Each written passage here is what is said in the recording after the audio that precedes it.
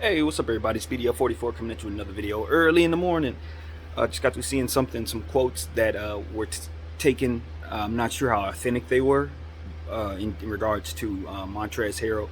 Just basically responding to some fans who were essentially saying that the reason why he wasn't out there was because of mismatch issues, as most of us believe is part of the problem. But they were saying that they felt the sole reason was that he didn't match up well with centers, being that he's undersized, things like that, stuff that you probably heard a lot of people say, including myself. Trez said that was not true. Basically, he was responding saying that you guys think that mismatch issues are an excuse for why I wasn't out there, and he said that basically they're not. There were other things going on that he believed was the reason why he was out there, and it didn't have much to do with matchups. Now, were they basketball related? He didn't hint at that. He didn't hint one way or another, but he did not allow people to believe on that thread that he was not played because of mismatch issues. So I find that to be kind of interesting. I have felt and may have said, I don't remember if I actually said this, but I'll say it now.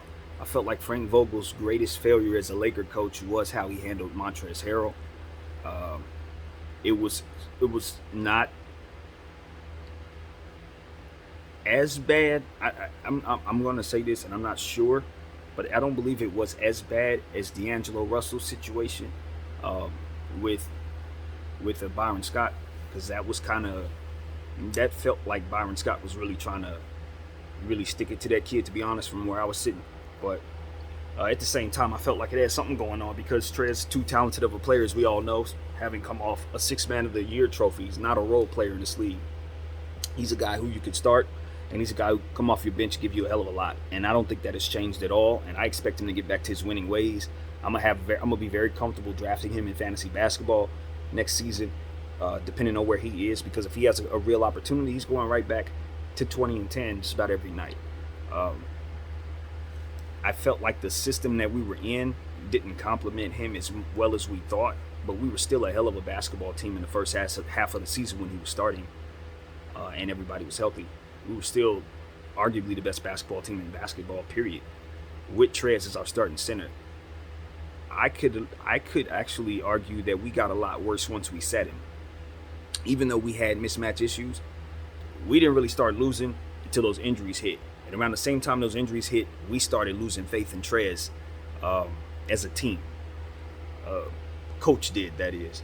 And I just felt like that coincided with our woes, to be honest, because you can't remove a player that talented from the lineup with that much energy when you're starting to lose players in terms of health. You need to rely upon that player more. You need to give him the ball more, feature him more, because he is a high-level athlete on the basketball floor.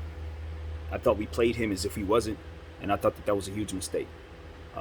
Frank Vogel is a guy who puts a great deal of emphasis on the defensive end, which I can appreciate. But guys who have that type of talent, and there's a couple of them I can think of, the Browns, Larry Brown and Mike Brown, both different categories, both the same issues. They're defensive coaches, not offensive coaches. Several coaches you could think of like that. Frank is one of them. Those guys must hire offensive coordinators. It's imperative. You don't have what you need to complete your team when you only have a coach that thinks of one side of the ball. I felt the same way in regards to Mike D'Antoni. Everywhere he's ever been, he needs a defensive coordinator, and it's so on and so forth. It's a lot of coaches. I can't coach both sides of the ball at a professional level. Well, not at a professional. That's the wrong way to approach. I'm saying they can't coach both sides of the ball at an elite level to keep up with other coaches and other teams. You need somebody who specializes in the things that your head coach doesn't specialize in. And I think that's what it really comes down to. I would say that would be the smart move for any coach like that. Just make sure you have those things, because at the end of the day, if your team isn't happy with you because you're only focusing on one side of the ball, you're probably going to get fired no matter how good you are. And then you're going to find yourself in a coordinator position yourself. That's what ends up happening. Those guys get fired and become defensive coordinators and offensive coordinators. All they had to do to keep their head coaching job was to ensure that they had somebody that could do the job they're probably going to be hired for. So at this point, At this point, I think that's where Frank Vogel needs to go. Now, we have a fantastic coaching tree, okay? And it looks like we're still headed in the right direction, but we are losing guys. It looks like Handy's going to be gone. It looks like Kid is already in Dallas now. So, we got to start all over again in terms of fixing our coaching situation. I know we've begun hiring people. So I know we're still on the path for good things, but I think now we need to start giving ourselves more of what Vogel is not, to assure that stuff like this, players don't walk away having this taste in their mouth about our team anymore. This is one of those seasons where we got guys leaving us saying, I'm happy to leave. And we haven't had that in a while. Even when we were losing, we didn't have that. Guys were not happy to leave a bad Laker team. This year, Trez looked like he's going to be happy to leave. This year, obviously Kuzma is looking past this place just like we're looking past him. I think that marriage is over. And, it's one of those situations where it's like, that's not what you need coming off a championship. That's not the type of energy you need in the season directly after a championship. We're headed in the wrong direction as a team. And I think Trez's response to those fans is a prime example of that. Frank Vogel's greatest mistake as a Laker, greatest failure as a Laker coach is Trez. Definitely Trez. And I felt like his championship is why he's still here. That's why Frank Vogel wasn't fired. If we would have lost that Miami series, let's say, and then we came back and had the season we just had, he'd be gone, I think. I think we'd be looking for another coach. So, for what that's worth, take it for what it's worth, I still like Frank Vogel. I do. I still have him ranked high in terms of if we were to get a list of guys that you want to bring in, he's still on the list of guys I wouldn't mind having. You know what I mean? It's not like I'm mad at my coach, but I didn't like the job that we did to end the season this year. I didn't. Once those injuries started hitting, we start falling apart.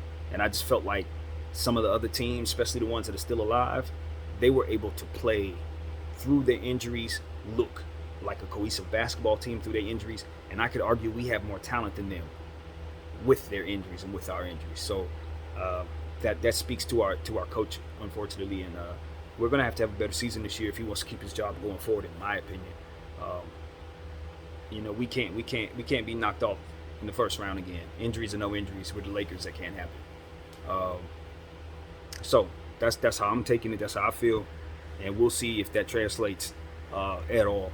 Looking forward to the draft. We'll see what happens with that. I think the Lakers are obviously going to be kind of conservative with their assets as it pertains to this draft. I don't think they're going to be going crazy to try to get an early draft pick or anything like that. But I am curious to see what direction we go with the picks that we have, or the pick that we have, and see if we can acquire some more, because I think that's going to be an important piece of getting the type of talent that we want, whether it be bringing those players in to play or trading them in some type of move. But the draft is going to be the next key thing for the Lakers to pay attention to. So, yeah, man, my name is BDF44.